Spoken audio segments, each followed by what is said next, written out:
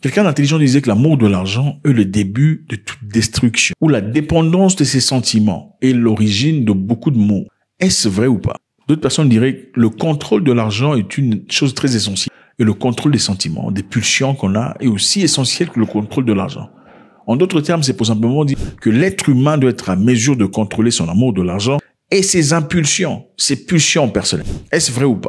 Dans une société mue par le besoin essentiel de rugir, de briller, de surplomber sur les autres, l'amour de l'argent peut-il être mu? En Afrique du Sud, l'histoire d'une mère qui malheureusement finit très mal. Une mère a été arrêtée après avoir crié partout, disant que sa fille était enlevée, elle avait disparu, une petite fille de 6 ans, très jolie petite fille. On a découvert qu'en effet, c'est la maman elle-même qui a vendu son enfant.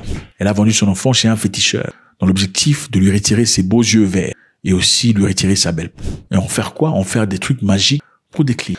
La maman aurait vendu son enfant à 20 000 rand et ne verra plus jamais sa fille. Elle a été arrêtée. La mère d'une fillette sud-africaine disparue à l'âge de 6 ans a été reconnue coupable d'enlèvement et de trafic de sa fille. Kelly Smith, son petit ami Jacqueline Apollis et leur ami Steveno ont été arrêtés après la disparition de la fille de Smith, Jocelyn, devant son domicile à Cape Town, en Afrique du Sud.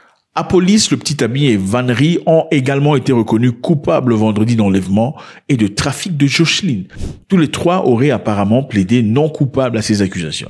La disparition de la petite fille a provoqué un grand choc en Afrique du Sud. Donc c'est ça. Vous voyez cette femme, en Afrique du Sud, on les appelle Kalad. Kalad ne sont pas des noirs. Okay? En Amérique, Kalad c'est le noir c'est le Kalad. En Afrique du Sud, c'est pas des Kalad. En Afrique du Sud, il y a beaucoup de races.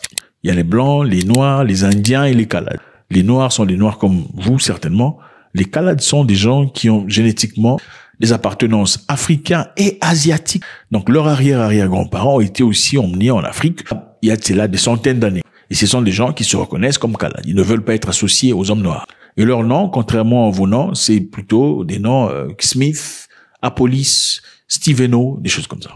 Au début de l'histoire, la maman était partie à la police pour aller annoncer la disparition de son enfant. Mon enfant de 6 ans a disparu, une jolie petite fille, et tout le monde était aux aguets. La police est activée pour aller chercher l'enfant.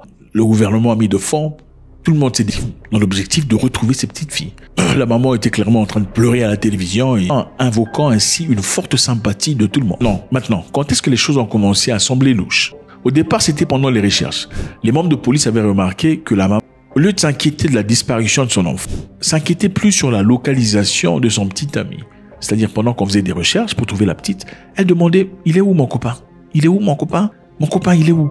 Tout le temps. Au lieu de naturellement s'inquiéter, enfin, si vous êtes une mère, vous avez un enfant, et vous avez un copain qui n'est pas nécessairement l'enfant de votre enfant. L'enfant disparaît, et l'enfant n'a que 6 ans. Que faites-vous? Vous serez certainement en train de dire « Mon enfant, mon enfant, mon enfant ». Ou seriez-vous au contraire en train de dire « Mon copain, il est où ?» C'était la première chose qui a semblé louche auprès de beaucoup d'investigateurs. Alors, lors du procès qui s'est tenu en mars, le procureur a accusé Smith d'avoir vendu, livré et échangé Jocelyn et puis avoir menti sur sa disparition. Le témoignage le plus explosif est venu de la voisine. La voisine, évidemment, qui était son amie. La voisine a affirmé que Smith lui avait dit qu'elle avait fait quelque chose de stupide. Vous voyez, quand vous parlez un peu de tout à vos voisines. Elle aurait dit à sa voisine que j'ai vendu Jocelyn à un guérisseur traditionnel. Les guérisseurs traditionnels en Afrique du Sud sont connus communément comme Sangoma. Elle aurait dit à la voisine que la personne qui a pris ma fille lui voulait pour ses beaux yeux verts et sa peau. La seconde personne à avoir dénoncé, c'était un pasteur. Je me souviens avoir entendu cette femme, qui est fidèle à mon église, dire qu'elle voulait vendre son enfant pour 20 000 rands, mais qu'elle doutait et l'Esprit de Dieu lui a dit qu'il fallait se repentir. Donc elle en a parlé au pasteur. Ça nous rappelle une chose, c'est un peu ce qui se passait dans le passé pendant le colonialisme, quand les Noirs partaient chez les prêtres pour se confesser. Ils racontaient tout ce qu'ils disaient, tous leurs plans, tout ce qu'ils comptaient faire aux Blancs. Ils en parlaient au prêtre.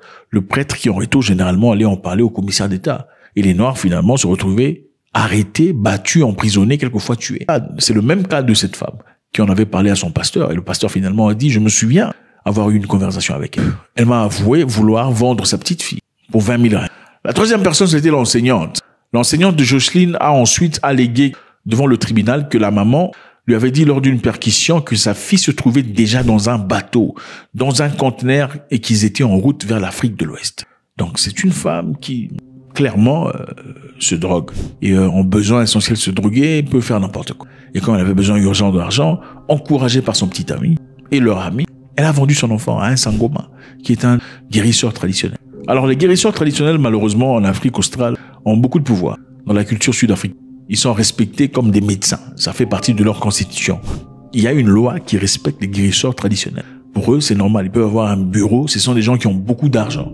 Et parmi eux, il y a aussi des charlatans, évidemment, qui mentent et se font beaucoup d'argent. Moi, je connais personnellement un jeune homme, un Ougandais que j'avais rencontré il y a très longtemps, quand j'étais encore en Afrique du Sud.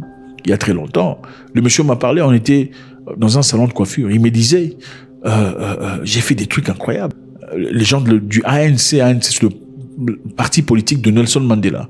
Les gens qui veulent de l'influence. Il y a une femme riche, une multimillionnaire qui vient me chercher pour l'influence de son mari. Elle veut retrouver son mari. Je lui ai demandé des cows, c'est-à-dire des vaches, et beaucoup d'argent équivalent de 30 000 $. Elle me l'a donné. Et je lui ai dit d'ailleurs, pour que l'histoire fonctionne correctement, il faut qu'on couche ensemble, toi et moi. Et elle a accepté. Il se marrait pendant qu'il mangeait sa bouillie dans un salon de coiffure. Je m'en souviens clairement. C'était un Ougandais. Mais il dit, mais c'est n'importe quoi. Vous vous posez certainement la question de savoir pourquoi on voudrait les yeux et la peau de la fille. Eh ben, écoute, en Afrique du Sud, beaucoup de gens, malheureusement, croient au gris-gris comme ça. C'est-à-dire, on estime que la peau de quelqu'un, ou surtout d'une petite fille, a beaucoup de pouvoir. On peut s'en servir pour des charmes, pour des amulettes, pour des portions magiques, pour des choses qui, d'après eux, ont beaucoup de pouvoir. Et aussi, jusqu'à aujourd'hui, on pense que quand une personne est atteinte du VIH, en couchant avec une petite fille vierge, ça le guérirait immédiatement. Et il y a beaucoup de gens qui croient en ça aujourd'hui. Voilà pourquoi il y a des disparitions comme pas possible. Et c'est bien triste. Imaginez-vous une personne adulte qui pense que si je connais une petite fille vierge, ma maladie à moi serait pas... En effet, c'est le pays qui a le plus de nombre de gens atteints du VIH au monde. 8 millions de personnes ont le VIH. 8 millions sur une population de 40 000. C'est incroyable. Ils sont beaux, ils sont jolis. Regardez les photos. Les filles. Regardez ça aussi. Ils ont des très belles vies. Très, très belles vies. OK? Ces filles-là ont des voitures, elles ont des maisons, elles ont des appartements. Généralement, des filles comme ça, si vous les voyez chez les francophones, elles deviennent des influenceuses. Ah oui, chez les francophones, il suffit d'acheter une Camry, là, comme ça. J'ai une Camry, une caméra, elle commence à faire des vidéos influenceuses. Tu commences à vendre des pagnes, allez, influenceuse. Tu commences à vendre quelques bougies, quelques mèches, tu deviens influenceuse d'argent. Pas influenceuse de valeur, mais comment réussir dans la vie. Mais on t'a dit que vendre les mèches, c'est réussir dans la vie ou avoir un appartement à soi. C'est normal. Pour les gens anglophones, c'est normal d'avoir un appartement quand on est une fille à 26 ans d'âge. C'est normal d'avoir une voiture à 27 ans, tout ça. Une belle voiture, on ne parle pas de coucou qui a été donné par un vieux là politicien qui te donne des trucs par derrière. Non. Un vieux qui pourrait être ton grand-oncle. Non, pas du tout. On parle de jeunes femmes qui sont capables de se faire de l'argent. Voilà les pays qui sont organisés. Voilà encore une fois pourquoi on vous dit que les Blancs ne sont pas mauvais. Parce que s'il n'y avait pas des Blancs dans ces pays, ce serait comme le Zimbabwe. Il faut qu'on vous dise la vérité. Julius Malema m'a fait du bruit, mais il le sait. Quand il dit qu'il faut récupérer les terres, il sait qu'il faut arrêter. Malema, c'est quelqu'un que je connais personnellement. Ses avocats sont des Blancs. Comment est-ce que toi tu dis qu'il faut chasser les Blancs, mais tes avocats sont des Blancs? Tu dis qu'il faut chasser les Blancs, mais les chefs de ta sécurité est un Blanc. C'est politique. La première leçon qu'on tire ici, c'est l'amour démesuré de l'argent. Il faut maîtriser l'amour de l'argent. Il faut chercher l'argent, mais à quel prix? La deuxième leçon ici est très simple. Contrôler ses pulsions. C'est très important. Que ce soit de la bière, l'alcool, la drogue, les femmes. Il y a même les femmes qui sont addictes aux hommes. C'est une réalité. Ça peut vous faire des choses incroyables. Ne vous en faites pas. Ceux qui le font aujourd'hui, vous n'êtes pas mieux qu'eux. Ils sont juste à deux courbures près de vous. Si vous ne maîtrisez pas ces histoires, vous n'irez nulle part dans la vie. Vous vous enfoncerez dans les enfers de la vie. Il faut faire très attention. La troisième chose, c'est l'apparence est trompeuse. C'est une femme qui malheureusement pleurait, pleurnichait, criait. Même sa mère, la mère de la maman, elle s'est fâchée. Elle a dit, où est ma petite fille? Pourquoi tu m'as fait ça? La quatrième leçon, c'est le petit ami qui n'est pas le papa. C'était une influence forte. Faites très attention aux messieurs que vous rajoutez dans votre vie quand vous avez des enfants. Attention. Je répète, faites très attention quand vous rajoutez un homme dans votre vie disant, je suis une maman célibataire, il va me compléter. Ce ne sont pas tous les hommes qui aiment vos enfants. Comme je dis très naturellement, quand un homme veut d'une femme célibataire pour la désarmer, c'est très simple. Il suffit de commencer par montrer combien vous appréciez son enfant, vous aimez son éducation, sa tendance. Quel joli enfant. Et vous désarmez la maman. On en parlera en privé pour ceux qui sont abonnés aux membres privés. Okay? On va vous parler méticuleusement sur comment détecter un homme qui veut vous... C'est aussi simple, c'est très simple. Une femme, maman célibataire, c'est la plus facile à désarmer qu'une femme qui n'a pas d'enfant. Mais il faut savoir comment. Merci infiniment les amis, c'est toujours avec beaucoup de plaisir. God bless.